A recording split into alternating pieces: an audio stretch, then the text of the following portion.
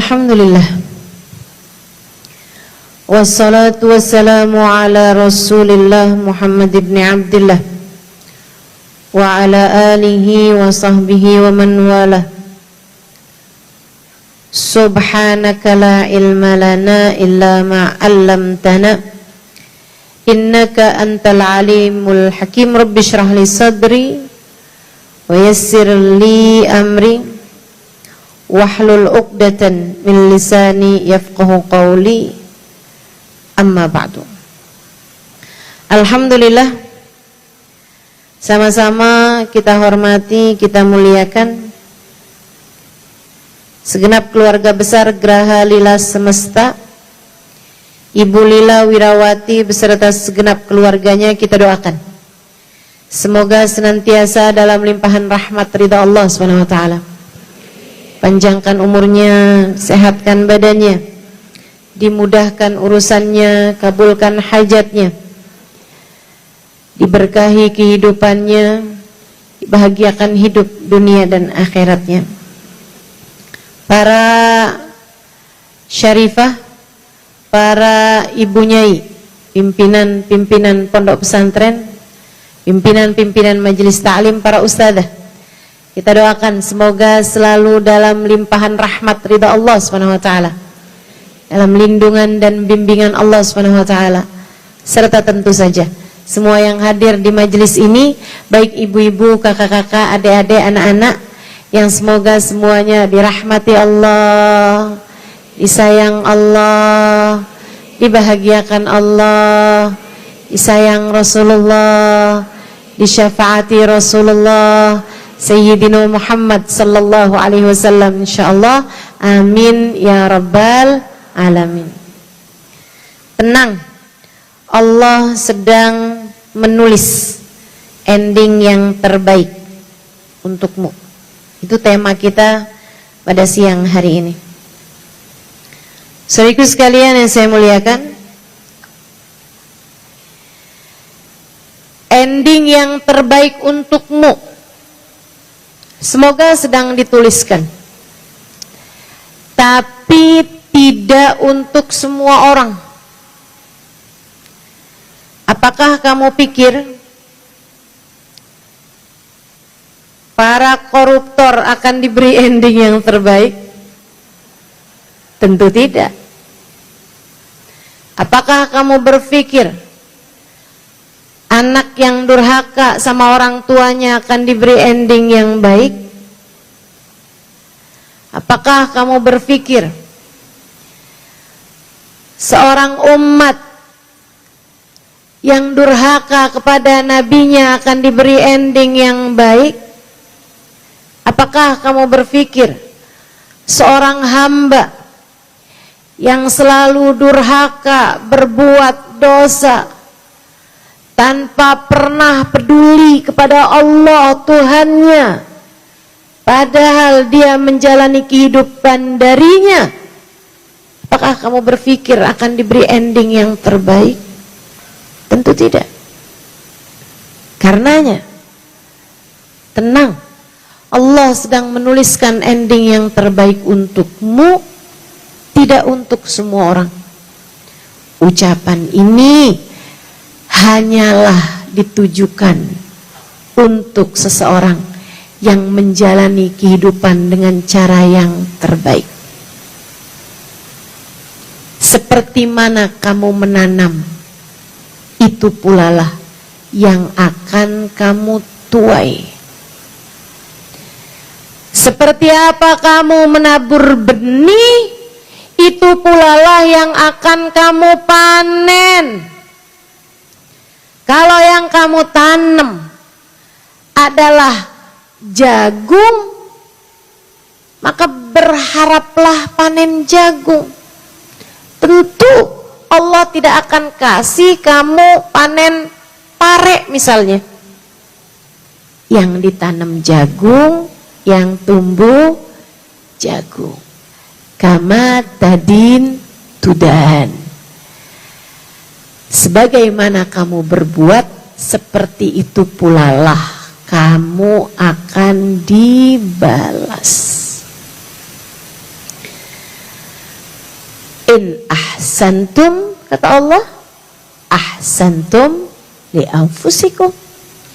Kalau kamu berbuat baik, sejatinya kamu sedang berbuat baik buat dirimu sendiri. Siapa yang berbuat buruk, sejatinya dia pun juga sedang berbuat buruk kepada dirinya sendiri. Maka berharaplah ending yang baik jika kamu selama ini sudah berbuat baik. Dan jangan berharap endingmu baik jika selama ini yang kamu lakukan bukan sesuatu yang baik.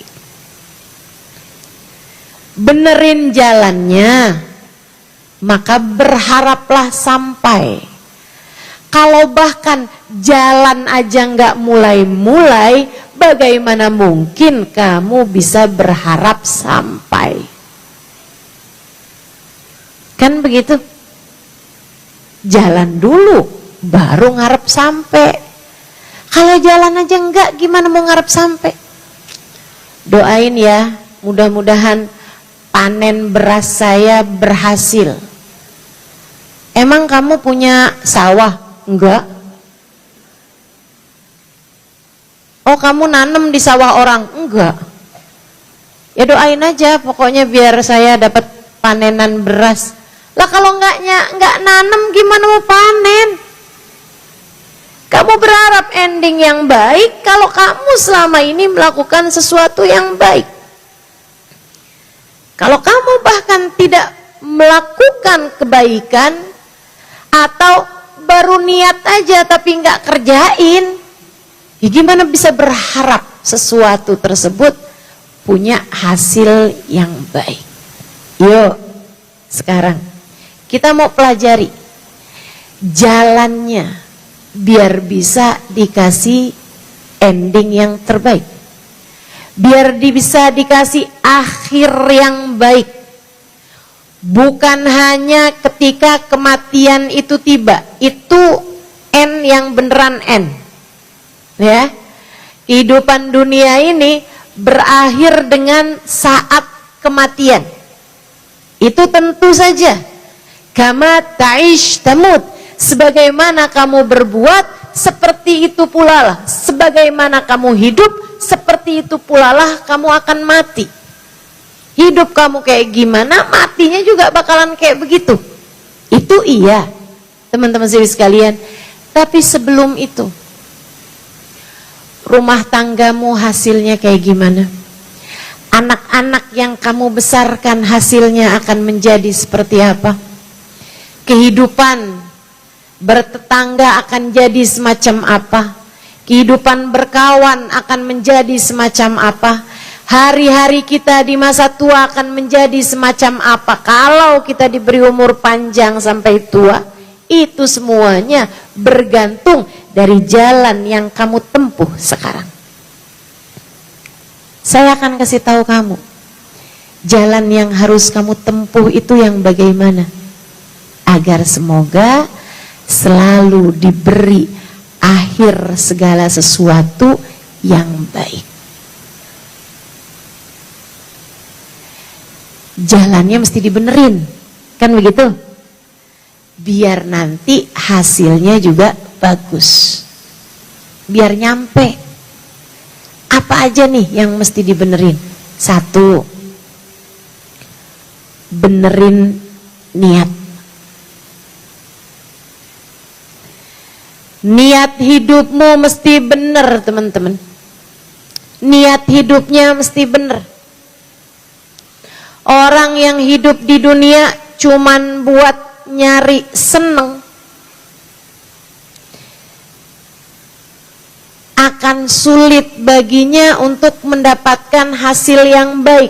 Apalagi jika dia nggak peduli dapat senengnya dari yang halal atau yang haram, yang penting seneng. Susah tuh mau dapat hasil yang bagus. Kalau kamu kepengen hidupmu dalam keadaan baik dan diberi hasil yang terbaik, Yang pertama kamu mesti benerin adalah benerin niat. Nih, urusan nikah. Yang pertama kamu harus benerin dalam urusan kehidupan rumah tangga adalah niat. Kamu menikah, kamu berumah tangga, niatnya buat apa? Nabi ngajarin kita buat bagusin niat, benerin niat. Bahkan untuk amalan yang begitu besar yaitu hijrah. Berangkat dari Mekah ke Madinah, ninggalin rumah, ninggalin keluarga, ninggalin temen, ninggalin kerjaan, ninggalin kampung halaman yang mereka sudah terbiasa menempuh perjalanan berhari-hari hingga akhirnya sampai di Madinah, nggak punya apa-apa mereka. Tentu pahala luar biasa buat para sahabat yang ikut hijrah bersama dengan Nabi Muhammad. Tapi di antara mereka ternyata ada orang yang hijrahnya, dia berangkat segitu susahnya cuman buat bisa dapat pekerjaan yang layak. Usaha di Mekah gagal mulu nih. Kali-kali kalau saya dagang di Madinah, usahanya bisa maju. Orang Madinah kan jarang ada yang dagang. Orang Madinah kebanyakan petani. Di Mekah baru pedagang. Di Madinah kebanyakan petani, petani kurma. Ada yang begitu. Jadi berangkat hijrah susah-susah, urusannya adalah uang. Urusannya pengen dapat penghasilan. Ada juga orang, dia berangkat pergi hijrah ke Madinah bukan karena kepengen tinggal bersama dengan Nabi, pengen bisa melaksanakan agama dengan benar, pengen biar bisa jadi makmumnya Nabi Muhammad dalam setiap sholat, mengerjakan kewajiban-kewajiban sebagai hamba Allah Subhanahu wa ta'ala. Bukan. Dia berangkat pergi hijrah ke Madinah adalah karena perempuan yang ditaksirnya berangkat hijrah. Namanya Ummu Gais. Dia pun berangkat. Sampai di Madinah beberapa waktu, sahabat nanya, Rasul, kita nih kan sekarang udah nyampe Madinah nih semuanya nih, yang asalnya di Mekah. Tapi ternyata nggak semuanya hijrahnya karena Allah, karena Rasulullah. Nggak semua hijrahnya kepengen deket sama Allah lewat jalannya Rasulullah. Nggak semua hijrahnya karena mencintaimu, mencintai Allah. Nggak semua begitu, wahai Rasul. Ada yang hijrahnya karena pengen duit.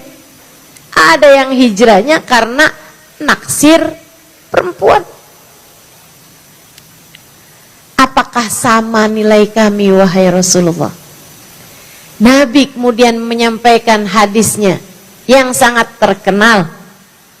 Salah satu dari pilar-pilar dalam agama Islam. Kata Nabi Muhammad, innamal a'malu binniyat wa innamal likulli imri'in ma nawa. Faman kanat hijratuhu lid-dunya yusibuha. Faman kanat hijratuhu ila Allah wa rasulih fa hijratuhu ila Allah wa rasulih. Wa man kanat hijratuhu lid-dunya yusibuha au imra'atin yankihuha fa hijratuhu ila ma hajara ilaih. Segala perbuatan tergantung dari niatnya, kata Nabi. Dan setiap orang bakal diberi sesuai dengan niatnya. Siapa yang hijrahnya karena Allah dan Rasulnya, dia dapat pahala di sisi Allah, dia dapat syafaat Rasulullah. Siapa yang hijrahnya karena cinta kepada Allah, karena cinta kepada Rasulullah, maka dia akan dapat seindah-indah hubungan antara dia dengan Allah, seindah-indah hubungan antara dia dengan Rasulullah. Tapi faman kanat hijratuhu lidunya yusibuha, siapa yang hijrahnya hanya karena kepengen dapat harta, au imra'atin yang kihuha, atau hijrahnya karena cinta kepada seorang manusia, fahijratuhu ila ma hajara ilaih, maka ia hanya mendapatkan pahala hijrah berupa apa yang dia niatkan tersebut. Dia hanya mendapatkan balasan hijrahnya hanya dari apa yang dia niati belaka. Nih, hari ini, siang ini kita hadir di majelis ini, sama-sama duduknya. Walaupun saya sendirian duduk di sini, tapi kita sama-sama duduk, teman-teman. Adakah sama nilai kita di mata Allah? Enggak. Beda. Bedanya dari apa? Macam-macam. Tapi salah satunya, yang paling utamanya adalah bergantung dari niat. Kamu hadirnya buat apa? Coba tanya masing-masing di hatinya. Saya datang tadi nih pengen apa ya? Buat apa ya? Ada yang berangkat cukup jauh dari rumahnya, tujuannya pengen tahu mukanya Ustazah Halimah. Ini yang ketawa berasa kayaknya nih. Selama ini biasa dengerin suaranya, belum pernah ketemu orangnya. Jadi pengen tahu muka dia kayak gimana. Ada juga yang hadir udah diundang membulila, nggak enak kalau nggak datang.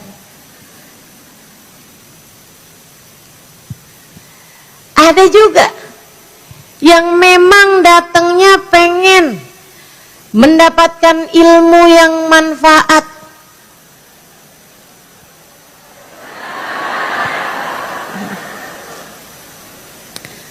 Saya nggak bisa ngelihat muka saya sendiri nih. Kalau saya noleh ke belakang, dia ikutan noleh ke belakang. Ada yang kepengennya biar dapat ilmu yang manfaat. Pengen biar dikasih tahu caranya dekat ke Allah, caranya dekat ke Rasulullah.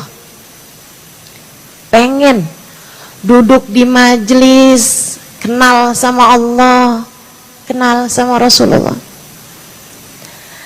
Doa di majelis biar mustajab. Saya kepengen bisa dikasih tahu caranya jadi hamba Allah, buat saya amalkan dalam kehidupan saya. Semua orang diberi sesuai dengan niatnya. Nilai kita nggak sama. Bahkan saya nih datang jauh-jauh dari Jakarta ke sana, ke sana, ke sana, ke sana. Saya berbicara pegang mic. Kalau tujuan saya hanya semata-mata dunia belaka, balasan Allah dari saya hanya semata dunia belaka. Pekerjaannya sama sekalipun, kalau niatnya beda, maka orang hanya akan diberi sesuai dengan niatnya. Yang paling menyesal di akhirat adalah orang-orang yang waktu di dunia mereka melakukan pekerjaan-pekerjaan akhirat, tapi niatnya hanya untuk dunia, sehingga di akhirat nanti dia tidak mendapatkan balasan apa-apa. Dia bilang, ya Allah, saya setiap pagi sholat duha, kenapa nggak ada pahalanya? Allah bilang, kamu sholat duha biar rezekinya lancar. Sudah saya lancarkan rezekimu di dunia. Kamu tidak berharap apa-apa dariku untuk akhiratmu. Kamu hanya minta balasan dunia, maka aku sudah memberikannya kepadamu di dunia. Ya Allah, saya setiap malam baca surat Ar-Rahman. Iya, kamu tiap malam baca surat Ar-Rahman, biar suami kamu gak kawin lagi. Dan sudah aku beri balasan itu waktu di dunia. Suamimu tergila-gila padamu, kamu disayang, dicinta sama suamimu. Sudah aku berikan padamu balasan di dunia.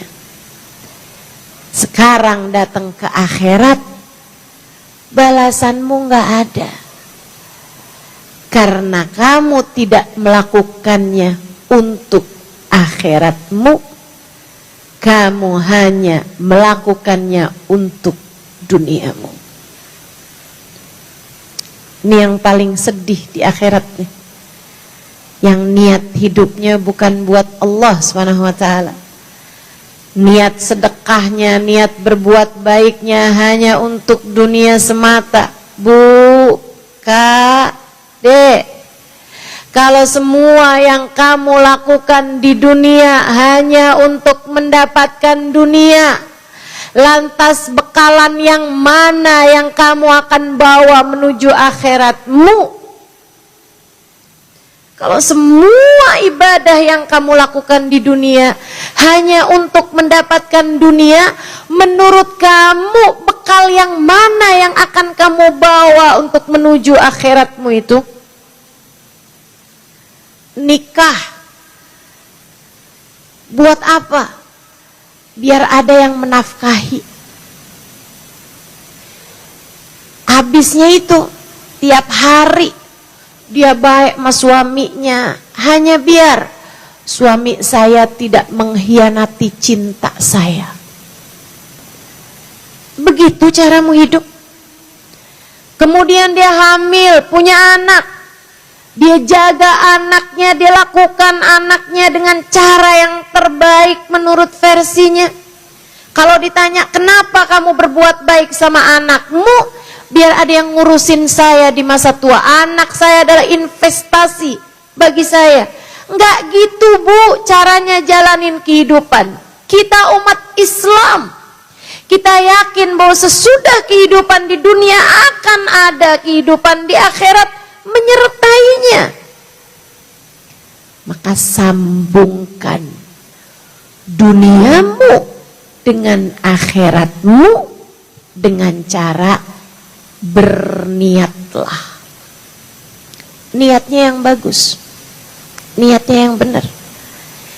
Nyari ridho Allah, nyari kedekatan sama Allah, nyari ampunan Allah, nyari cintanya Allah, nyari syafaat Rasulullah, nyari kedekatan dengan Rasulullah, nyari biar dikenali sama Nabi Muhammad, nyari biar dicinta sama Nabi Muhammad.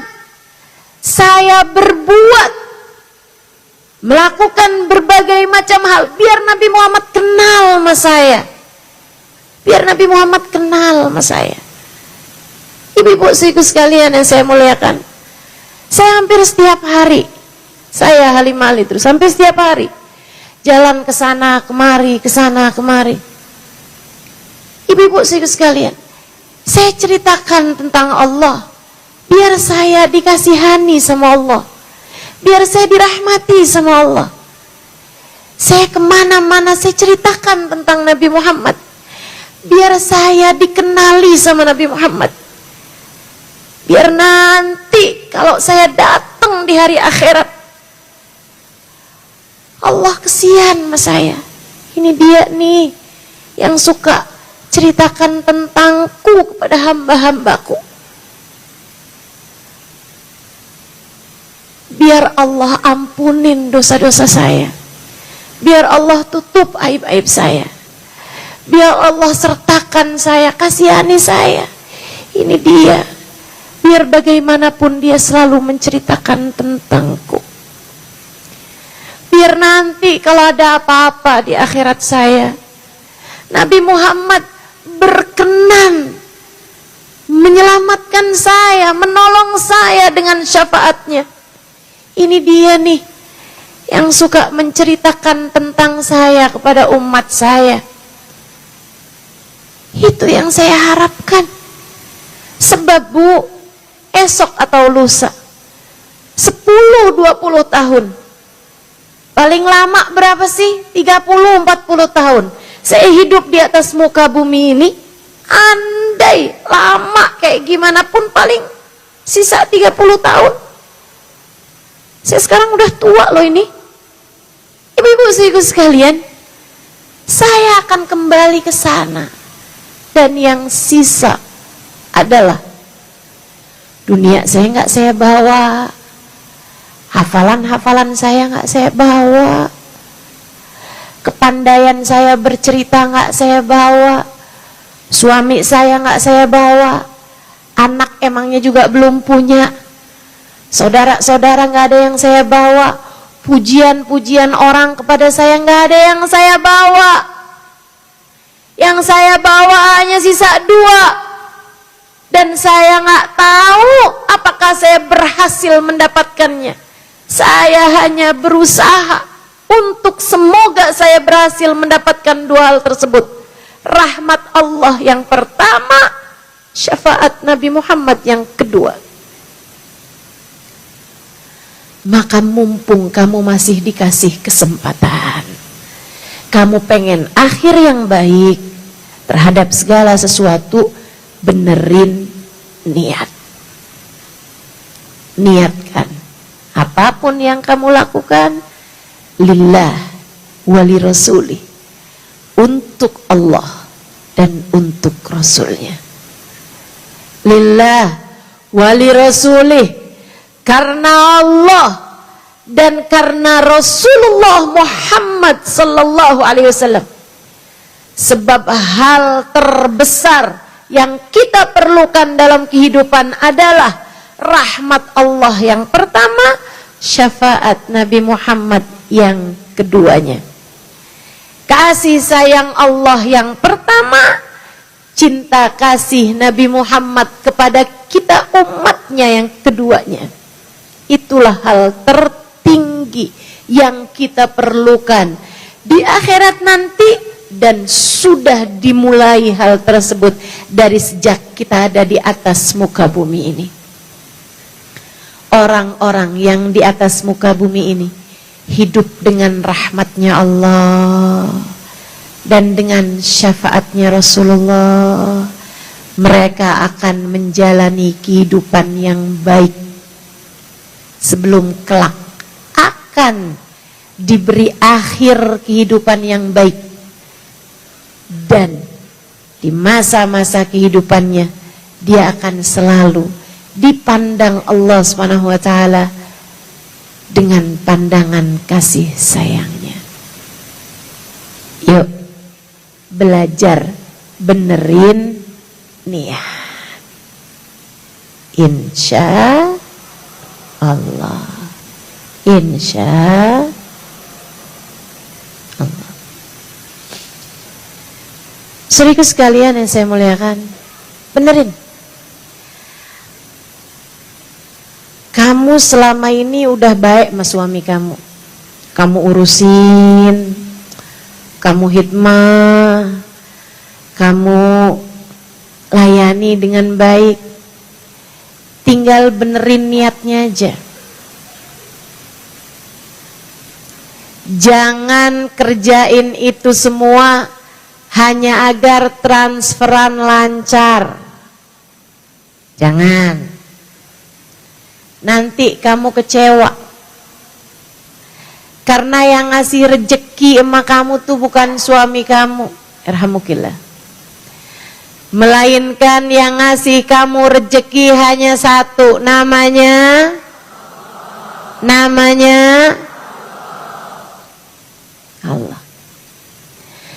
Kamu selama ini sudah baik kepada suami kamu, tapi liatin niat kamu selama ini apa. Jangan sampai kamu selama ini berbuat baik pada suamimu, niat kamu hanya agar suami kamu tidak berpaling hati darimu dan tidak buka cabang tempat lain. Jangan. Nanti kamu kecewa.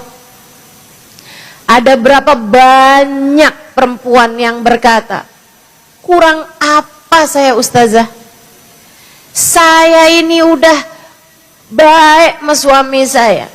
Saya ini ustazah, udah dandan, udah cantik, udah saya masakin suami saya. Rumah saya bersihin, anak saya urusin, suami saya layanin. Saya sepenuh hati sama dia. Ternyata dia, jangankan sepenuh hati, separuh hati aja enggak ustazah. Cintanya berpaling, kesangkut kain janda belakang rumah.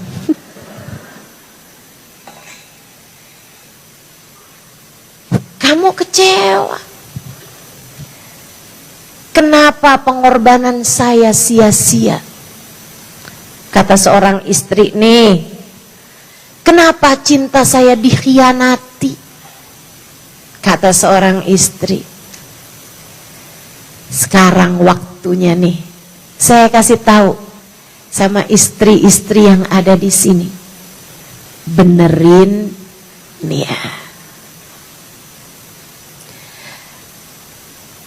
Waktunya membenahi niatmu. Kamu kerjakan kebaikan kepada suamimu, bukan berharap sesuatu datangnya dari suamimu, bukan. Kalaupun itu ada, anggaplah itu sebagai bonus saja. Tapi niat utamanya adalah lillahi wali rasulih. Saya mau nyari ridhonya Allah. Saya mau nyari cinta dan sayangnya Nabi Muhammad. Apakah menurutmu Allah ridho sama perempuan yang kerjaannya suka ngomel mulu sama suami? Apakah menurutmu Allah seneng sama seorang istri yang suka bilang sama suaminya, ada uang abang sayang, nggak ada uang silahkan tidur di luar? Tentu enggak. Apakah menurutmu Allah ridho sama seorang istri yang menyia-nyiakan suaminya? Enggak, tentu saja. Allah ridhonya sama seorang istri yang berkata baik, berperilaku baik, menghormati, menjunjung tinggi suaminya. Karenanya, kalau kemarin-kemarin kamu berbuat baik pada suamimu karena mengharap cinta suamimu, sekarang ubahlah niatmu, tetaplah berbuat baik pada suamimu dan niatkanlah agar aku dicintai oleh pemilik suamiku, Allah subhanahu wa ta'ala. Ketika kamu layani dia, ya Allah, sayangi saya ya Allah. Ketika kamu tersenyum pada suami kamu, padahal transferan macet, ya Allah, sayangi saya ya Allah.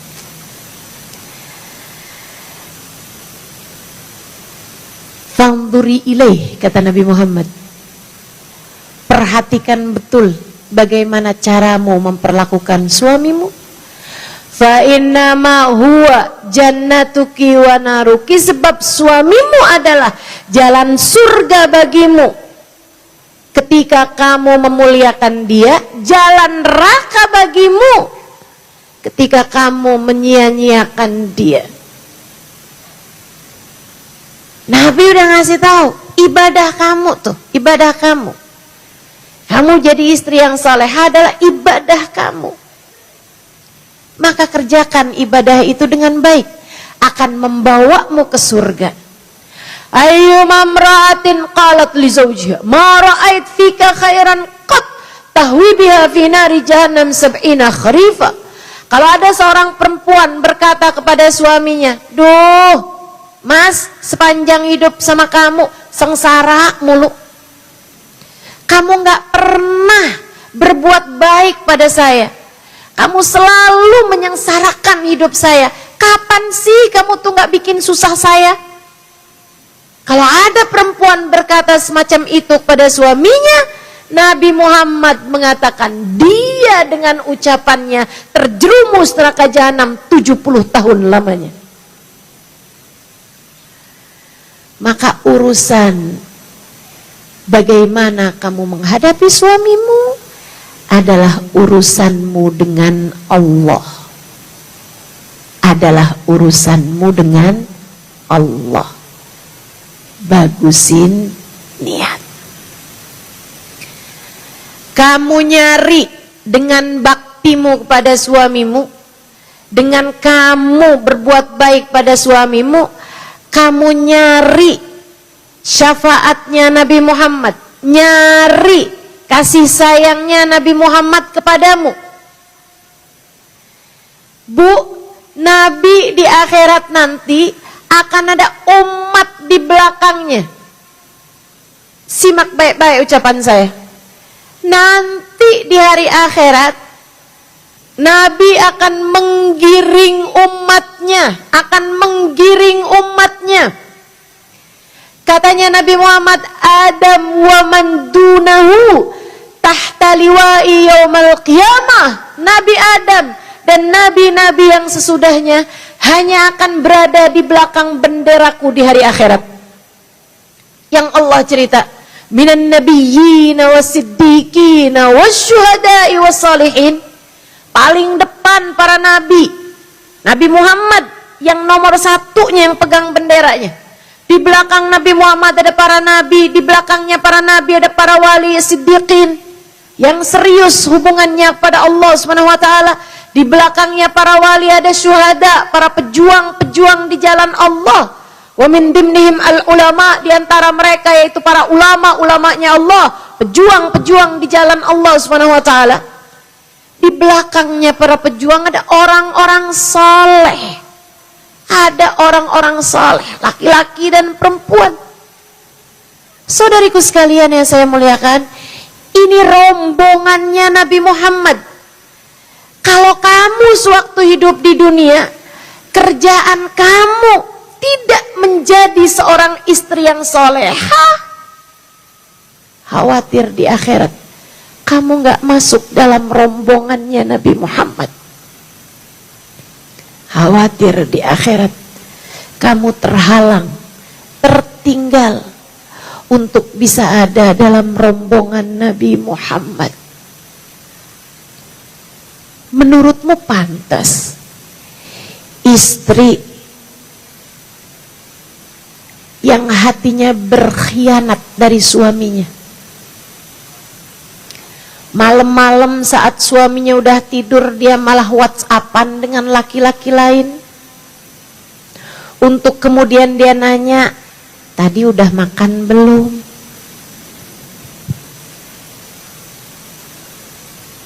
Makan pakai apa tadi? Kamu waktu makan malam tadi ingat saya gak? Allahu Akbar. Apakah menurutmu wanita yang semacam ini pantas ada di belakang Nabi Muhammad?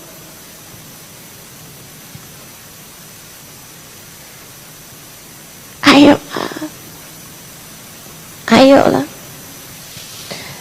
Perempuan yang kalau ngomong sama suaminya kasar luar biasa, tapi kalau ngomong sama laki-laki yang lain lembutnya luar biasa.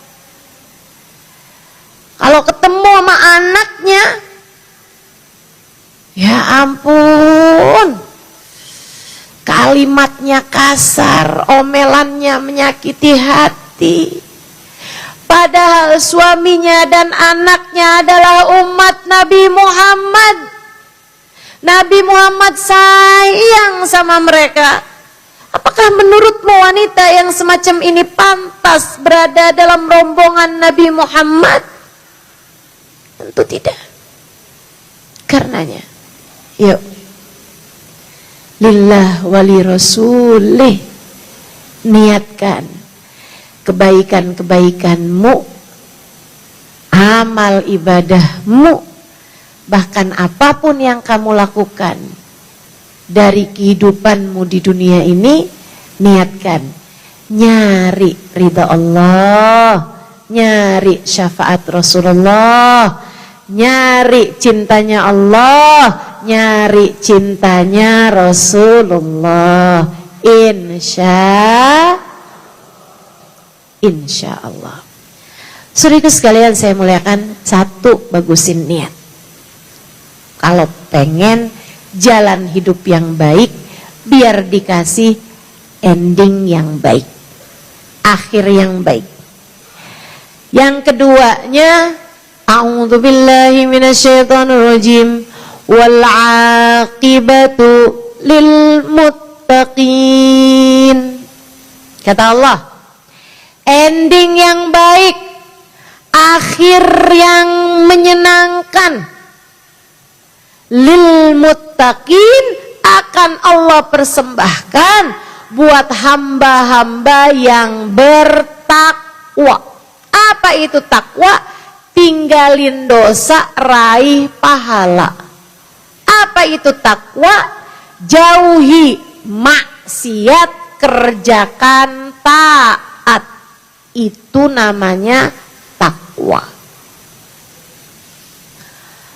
Saya akan dapat ending yang terbaik. Saya yakin itu. Tapi kamu enggak sholat. Sholat nomor 2.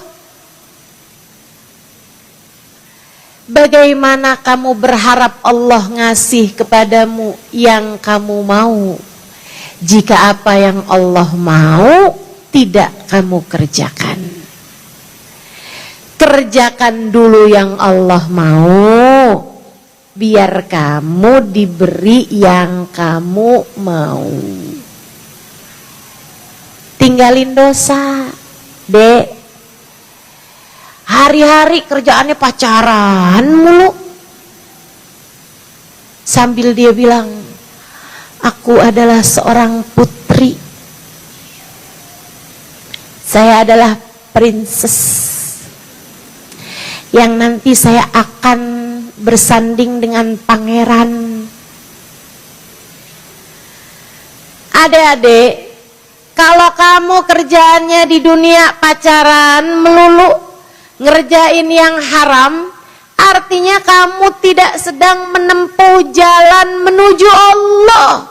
Kamu malah justru mencari jalan, menempuh jalan menjauhi Allah, mengikuti jalannya setan. Dek, setan gak bakal bawa kamu ke surga. Setan tempat kembalinya adalah di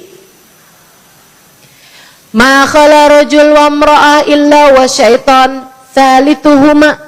Tidaklah berdua-duaan laki-laki dengan perempuan, melainkan yang ketiganya adalah Ustazah, saya emang pacaran, tapi saya pacarannya syar'i. Gimana maksud kamu pacaran syar'i? Ya Ustazah, ntar pacar saya ngingetin, Umi jangan terlambat bangun subuh ya.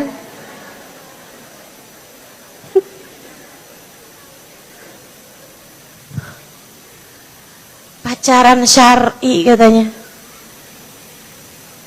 Itu kayak ada orang bilang, ini memang, mohon maaf, ini memang babi ya, tapi ini halal. Kok bisa halal? Babinya disunat. Jadi halal gitu. Nggak ada ceritanya teman-teman.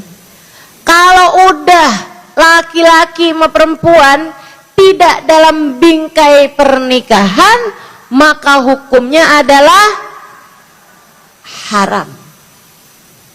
Haram mana yang bisa bawa kamu ke surga? Haram mana yang bisa bawa kamu kepada ridha Allah Subhanahu wa taala?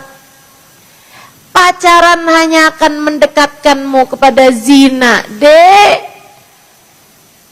Dan Allah Subhanahu wa taala mengatakan, innahu kana fahishatan wa sa'a sabila. Zina itu adalah hal yang menjijikkan. Maka meski orang sedunia mengatakan bahwa itu adalah sesuatu yang indah, jangan percaya sesudah Allah mengatakan kepada kita dalam ayat Qur'annya, innahu kana fahisyah, sesungguhnya zina itu adalah hal yang sangat menjijikkan. Wa sa'a sabila, seburuk-buruk jalan, seburuk-buruk pilihan, jangan dipilih, tinggalin. Saya sih kalau bilang nih sama adik-adik nih ya, Dek, kalau kamu sekarang punya pacar, putus aja. Putus aja. Serius saya bilang. Daripada kamu putus dari Nabi Muhammad. Lebih baik kamu putus dengan yang haram. Saya khawatir kamu putus dari Nabi Muhammad. Kita punya seindah-indah hubungan dengan Nabi Muhammad. Kita punya seindah-indah jalinan antara kita dengan Nabi Muhammad. Tapi Nabi Muhammad bilang, la yazni zani hina yazni wa huwa mu'min.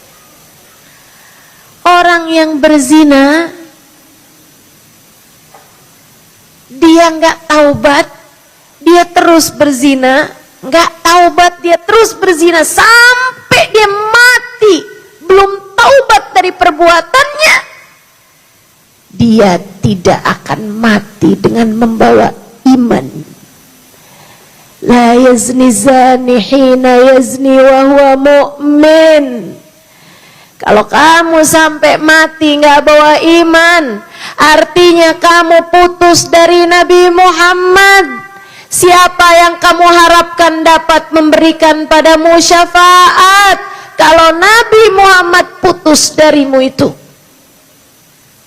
Jangan, Dek. Jangan, Kak. Jangan. Tinggalin dosa. Tinggalin dosa. Ustazah, saya mau pacaran, Ustazah nggak sampai zina. Wala tattabi'u khutuwatish, jangan kamu ikuti langkah demi langkahnya setan.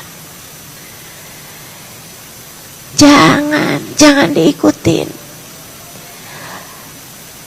Ini bulan Maulid, bulan paling enak buat mendekati Nabi Muhammad. Guru saya bilang begitu. Bulan yang paling cepat mendekatkanmu dengan bagindamu Nabi besar Muhammad.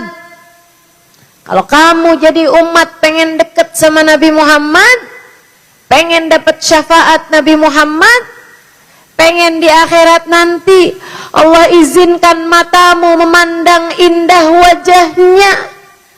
Kalau kamu ingin di akhirat nanti telingamu bisa mendengar indah suaranya.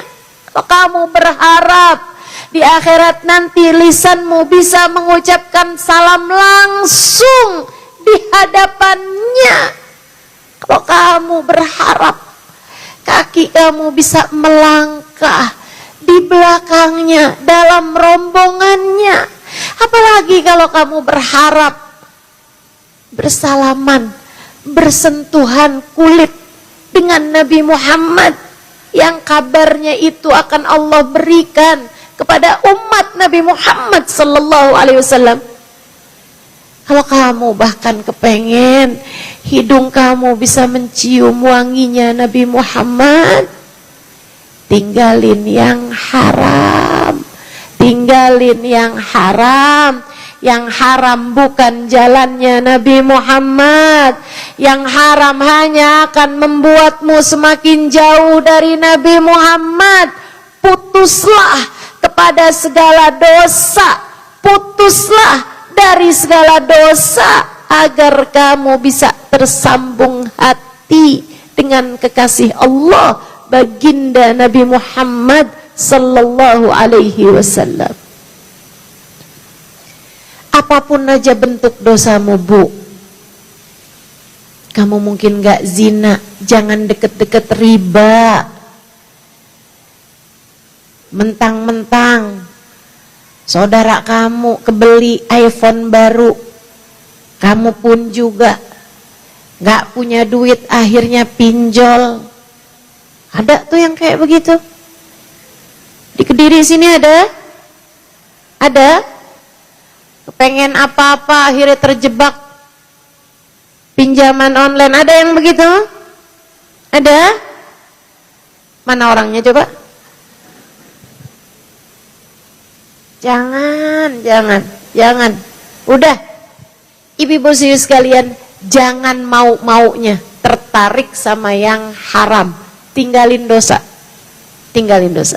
Dosa hanya akan membuatmu jauh dari ridha Allah, jauh dari Rasulullah, yang akhirnya kamu gak akan diberi akhir yang baik. Mudah-mudahan Allah jaga kita semuanya. Amin. Kerjain taat, sholat jagain, ibadah jagain, kan begitu? Insya jalan terakhir kalau kamu kepengen diberi akhir yang terbaik dalam segala macam urusan. Yang pertama tadi apa? Yang kedua apa tadi? Takwa itu terdiri dari dua hal. Yang pertama apa? Tinggalin dosa. Yang kedua apa? Kerjain taat, kerjain ibadahmu pada Allah Subhanahu wa taala. Salatmu jagain, ibadahmu yang lain jagain, sedekahmu jagain, zikirmu jagain, jalan takwamu pada Allah Subhanahu wa taala. Yang terakhir, kalau kamu pengen jadi orang-orang yang selalu diberi akhir yang baik oleh Allah Subhanahu wa taala, Bu, pecinta akan selalu dikumpulkan dengan yang dia cintai. Kita dimanapun saja, nggak di dunia, nggak di akhirat, hanya akan dikumpulkan dengan orang-orang yang kita sayangi, yang kita cintai. Saudariku sekalian yang saya muliakan, karenanya kamu pengen dikasih akhir-akhir yang baik, cintailah yang semestinya kamu cintai. Hati kamu tuh punya kerjaannya. Kerjaannya hati adalah mencinta dan membenci. Itu kerjaan hati. Cinta atau benci. Saudaraku sekalian, dan hati itu kalau kita nggak didik untuk mencintai yang benar, maka hawa nafsu buat ngajakin dia. Hawa nafsu akan mengajak hatimu untuk mencintai yang tidak semestinya dicinta. Cintai yang benar. Siapa yang seharusnya dicinta? Tentu saja Allah wa Rasulih. Cintai Allah, cintai Rasulullah. Cintai Allah.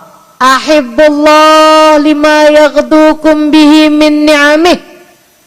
Katanya Nabi Muhammad, cintai Allah sebab Allah telah mencukupimu dengan segala kenikmatan darinya. Bu, cintai Allah. Yang ngasih kamu mata itu Allah.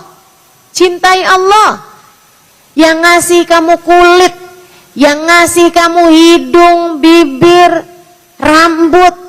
Allah Subhanahu wa taala. Cintai Allah yang memberi rizki kepadamu. Cintai Allah Subhanahu wa taala yang telah memberikan kehidupan padamu. Cintai Allah yang sudah menganugerahkan kepadamu iman dalam hati kamu, memilihmu untuk beriman kepadanya. Wa ahibbuni lihubbillah. Kata Nabi Muhammad, cintai aku karena cinta kalian kepada Allah. Cintai Nabi Muhammad. Kenapa? Sebab Allah tidak pernah mencintai makhluk lebih daripada cinta Allah kepada Nabi Muhammad. Allah tidak pernah mencintai siapapun lebih daripada cintanya Allah kepada baginda kita Nabi besar Muhammad. Kalau kamu kepengen akhir kehidupan kamu Allah karuniakan kematian yang indah, kalau kamu pengen rumah tanggamu yang sekarang sedang berada dalam ujian punya akhir yang bagus, jangan sampai terjadi hal-hal yang tidak kita inginkan. Kalau kamu kepengen anak-anak yang sekarang kamu besarkan, yang sekarang kamu didik, yang sekarang kamu biayai, kelak akan menjadi anak-anak yang soleh-soleha, yang bisa menjadi penghibur hatimu dunia hingga akhirat, maka cintai Nabi Muhammad. Cintai Nabi Muhammad. Karena Allah tidak pernah mencintai siapapun lebih daripada cintanya kepada Nabi Muhammad. Allah akan cinta kepada siapapun yang mencintai Nabi Muhammad. Apalagi di zaman akhir semacam ini, kita nih sama dosa ngerjainnya udah pasti, ampunannya belum tentu. Betul? Punya dosa? Punya apa banyak? Banyak aja apa banyak banget? Saudariku sekalian yang saya muliakan, dosanya udah tentu, ampunannya belum tentu. Dosanya udah pasti nih, udah kita kerjain, ampunannya belum tentu. Saudariku sekalian yang saya muliakan, karenanya selain daripada kita dekati Allah, kita dekati manusia paling tercinta di sisi Allah, pembela kita, Nabi kita Muhammad. Pembela kita Sayyiduna Muhammad.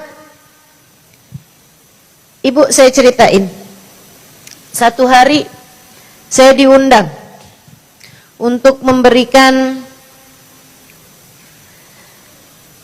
semacam daurah pesantren kilat, tapi nggak kilat-kilat amat sih, kayak belajar selama 2 minggu gitu di tahun 2003. Saya diundang memberikan kajian selama kurang lebih 2 minggu di madras, sebuah majelis taklim yang dibangun oleh Hubabah Bahiyah, seorang perempuan sangat solehah, guru saya, sekaligus juga gurunya guru saya, gurunya Hubabah. Hubabah Nur punya guru, salah satu gurunya adalah Hubabah Bahiyah ini. Beliau mengundang saya memberikan kajian selama 2 minggu di kota beliau, bernama Salalah, di negara Oman. Saya pun datang ke sana setiap sore bulan Ramadan. Jadi saya memberi kajian ba'da waktu pagi sampai duhur, kemudian habis itu ba'da maghrib habisnya buka, nah kita mulai sholat taraweh, kemudian ada kajian lagi sampai dengan tengah malam. Sedikit sekalian saya muliakan, hari itu saya memberi kajian tentang sholat khusyuk. Ubah Bahiyah duduk di sebelah saya. Saya sampaikan dalam bahasa Arab tentu saja karena yang hadir hampir semuanya adalah orang yang tidak bisa bahasa Indonesia. Saya sampaikan tentang kehusyuan sholatnya para wali-walinya Allah SWT. Ada Sayyidina Abu Bakar Sakran. Itu dioperasi badannya, beliau memilih untuk tidak meminum minuman keras, saat itu belum ada bius, karena beliau bilang saya tahan sakit, bahkan sakitnya operasi sekalipun, kalau saya melakukannya dalam keadaan sholat. Sehingga beliau sholat, kemudian di tengah sholat tersebut dokter-dokter mengoperasi beliau. Nggak kelihatan mukanya kayak kesakitan, atau bahkan sampai selesai sholat, yang memang sholatnya lama ya, sampai dengan selesai sholat, beliau bilang sama para dokter, kenapa kamu nggak operasi saya ketika saya sholat tadi? Beliau nggak berasa, operasi nggak berasa, operasi nggak berasa. Kita nyari barang nggak ketemu pas sholat, inget. Nih yang ketawa berasa pernah nih.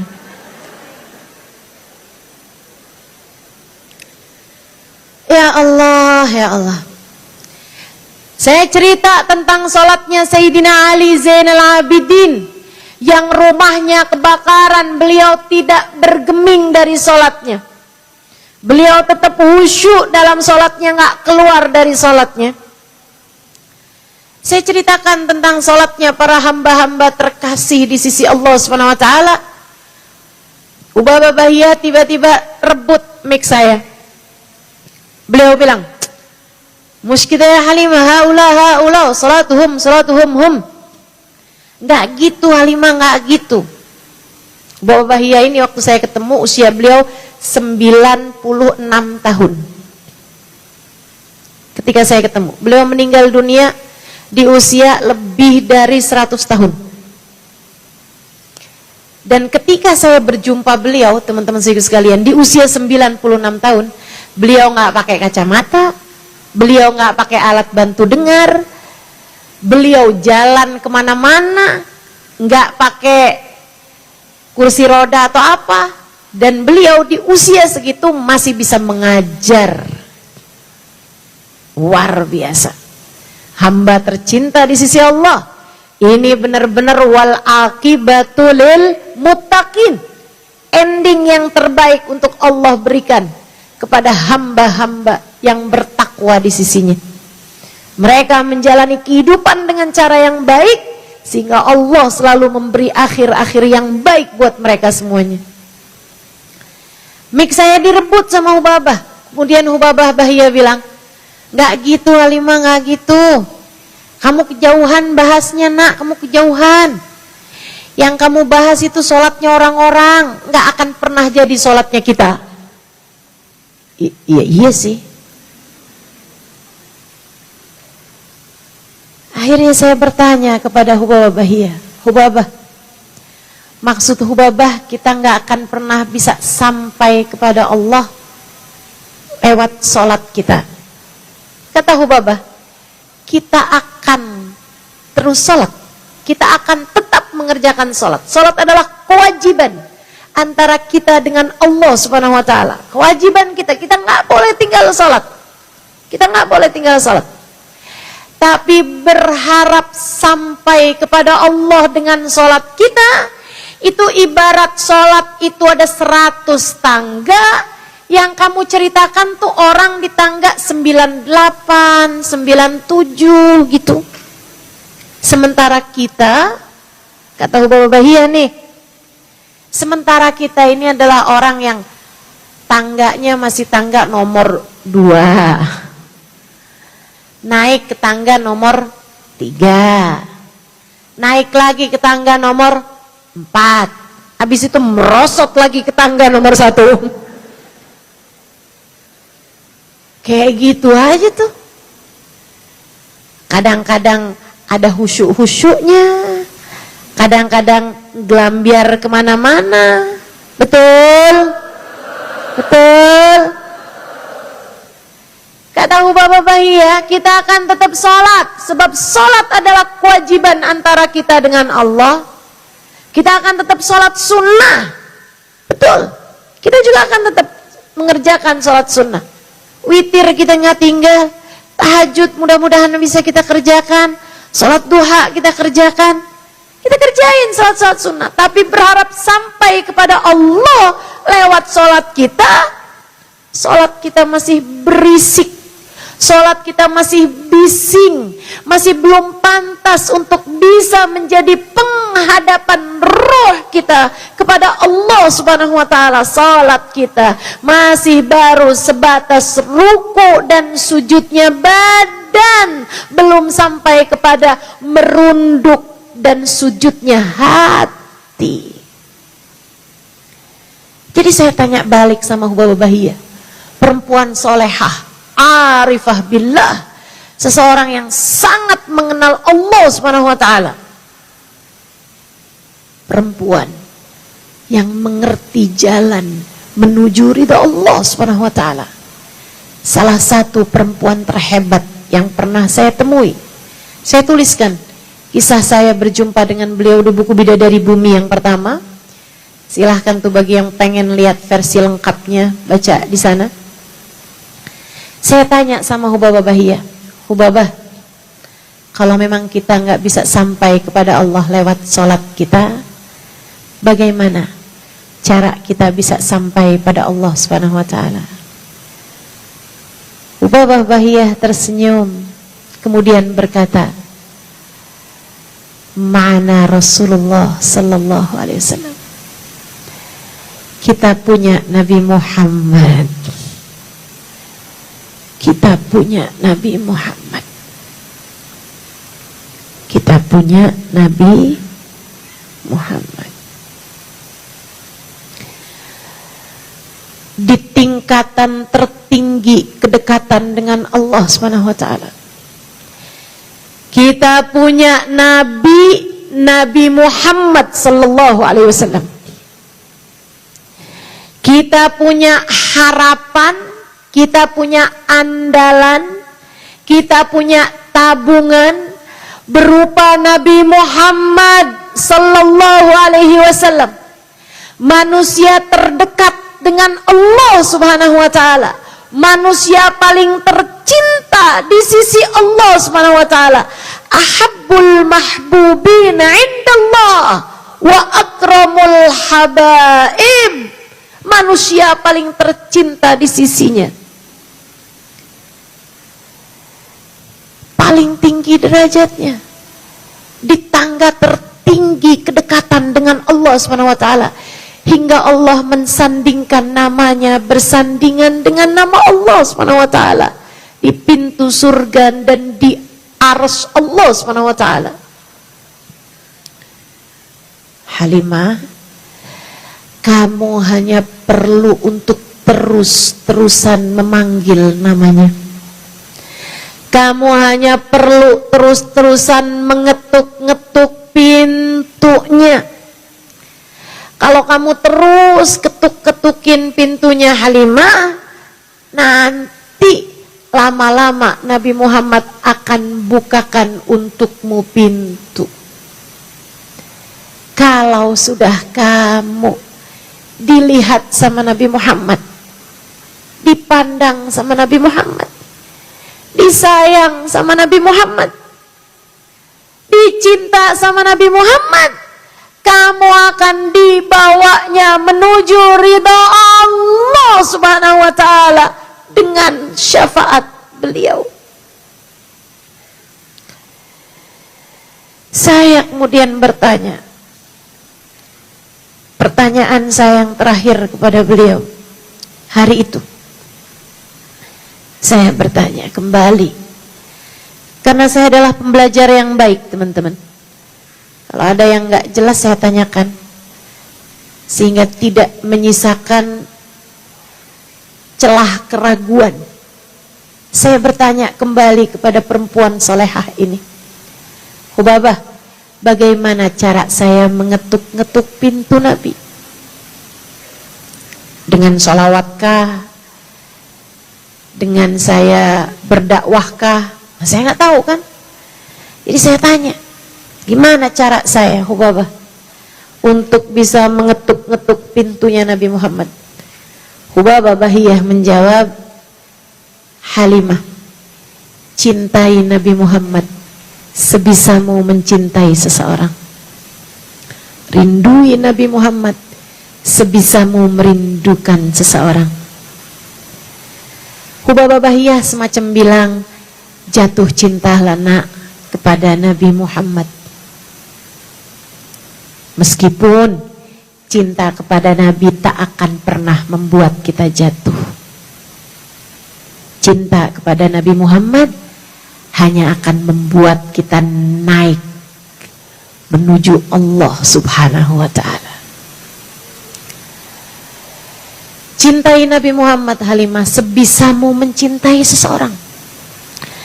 Pernahkah kamu cinta kepada seseorang sampai ngerjain apapun aja, ngelihat apapun aja kamu inget sama dia?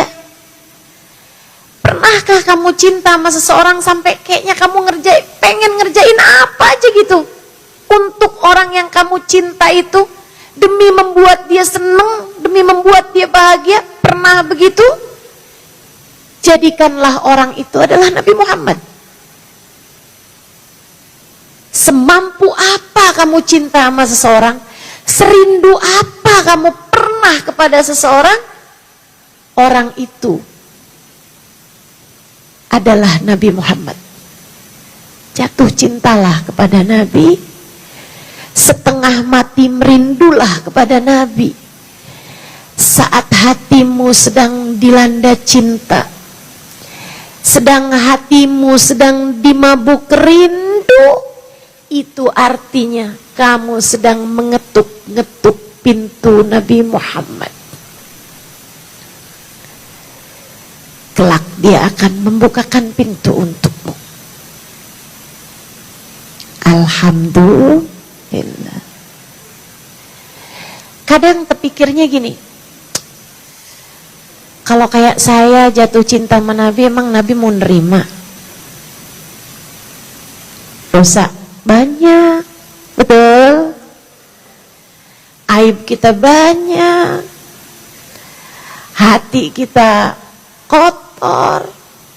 Yang kayak kita nih kalau cinta sama Nabi, Nabi mau terima gitu?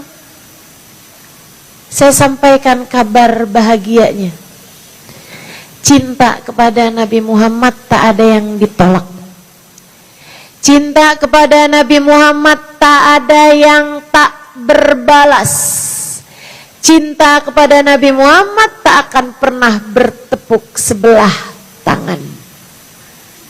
Maka mumpung masih dikasih kesempatan, kamu pengen ending yang baik dalam kehidupanmu, cintai Nabi Muhammad. Hingga ketika kamu cinta, semakin cinta, semakin cinta, datang ajal menjemputmu dan kamu akan dikumpulkan dengan yang kamu cinta. Bagindamu Nabi besar Muhammad, dia akan menjadi pembela untukmu di akhirat nanti. Rabbana zalamna anfusana wa illam taghfir lana wa tarhamna lanakunanna minal khasirin. Rabbana atina fid dunya hasanah wa fil akhirati hasanah wa qina adzabannar. Bifadli subhana rabbika rabbil izzati amma yasifun, wassalamun alal mursalin, walhamdulillahi rabbil alamin. Semoga dapat mengamalkan ilmu yang tadi telah dibahas. Semoga kita dapat menempuh jalan ini hingga bisa dikaruniai akhir yang baik dalam segala macam urusan. Ala hadhihi niyah wa bikulli niyatin salihah wa ila hadratin nabi. Al-Fatihah.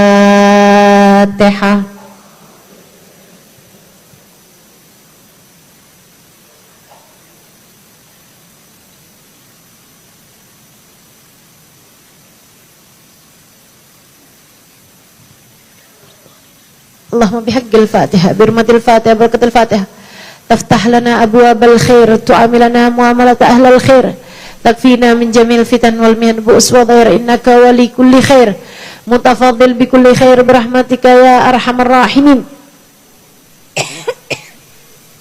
Allahumma inna nas'aluka ziyadatan fid din, barakatan fil umur, sihhatan fil jasad, sa'atan fil rizki, wa taubatan qabla al maut, syahadatan 'indal maut, maghfiratan ba'dal maut, wa afwan indal hisab, wa amanan minal adab, wa nasiban minal jannah, wa rizqna an-nadar ila wajhikal karim, afina min balaik, wa uzi'na syukra na'maik, wa adikna barda afwik, wa halawata munajatik.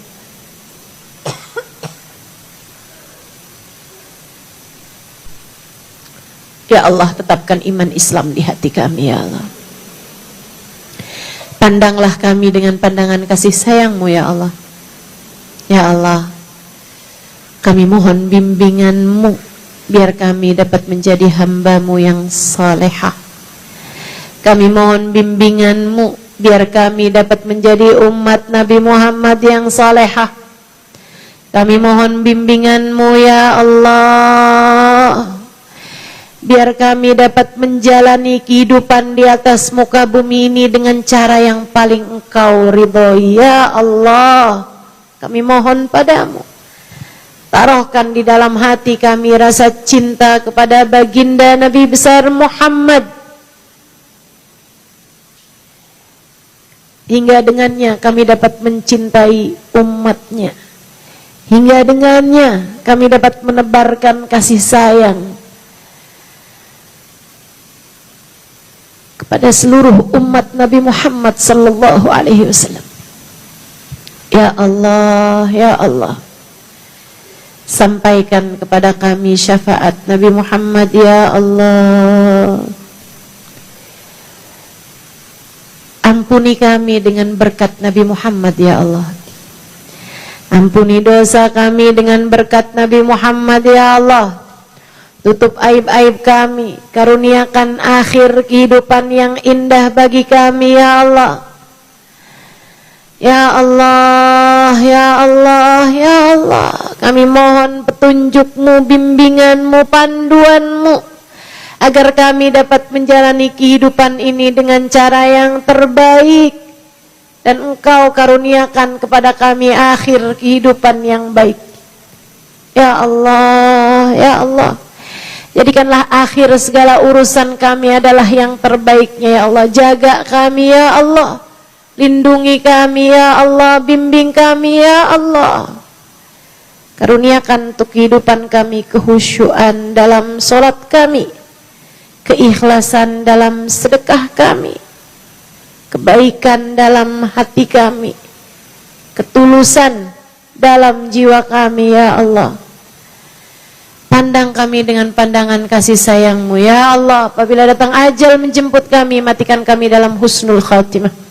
Jadikanlah kalimat terakhir yang keluar dari lisan kami adalah kalimat La ilaha illallah, La ilaha illallah, La ilaha illallah, Muhammadur Rasulullah sallallahu alaihi wasallam. Alaiha nahya wa alaiha namut wa alaiha nub'atu insyaallah ta'ala minal aminin alladina la khawfun alaihim wa lahum yahzanun birahmatika ya arhamar rahimin bijudika ya ajwadal ajwadin innahu waliyu dhalika wal qadir alaih. Allahumma rabbana atina fid dunya hasanah fil akhirati hasanah wa qina adzabannar. Ya Allah, jagalah negeri kami ya Allah, turunkan kedamaian, ketenangan, kesejahteraan bagi bangsa ini ya Allah.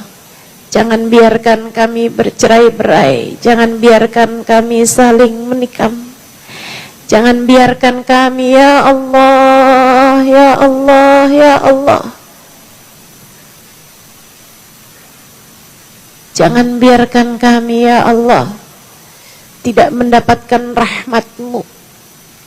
Jadikan negeri kami baldatun thayyibatun wa rabbun ghafur. Jadikan negeri kami terjaga, jaga kami semuanya ya Allah, jaga kami semua ya Allah. Lindungi kami semuanya ya Allah, kami dan seluruh keluarga kami ya Allah. Wassallallahu ala sayyidina Muhammadin wa ala alihi wa sahbihi wasallam.